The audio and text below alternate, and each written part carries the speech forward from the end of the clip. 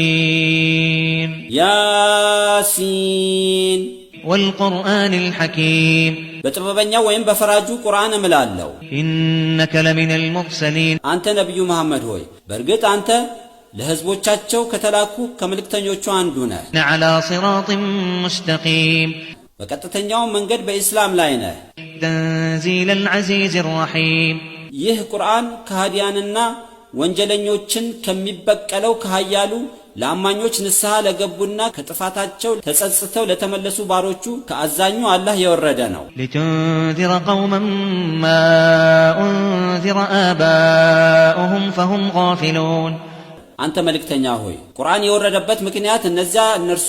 አባቶቻቸው ዝንጎች ሲሆኑ እንደተስጠነቀቁት የመካንም ሆነ የሌሎችን ፈጣሪያቸውን ብቻ ማምለክ የተዘናጉትን ህዝቦች ልታስጠነቅቅ ነው لقد حق القول على أكثر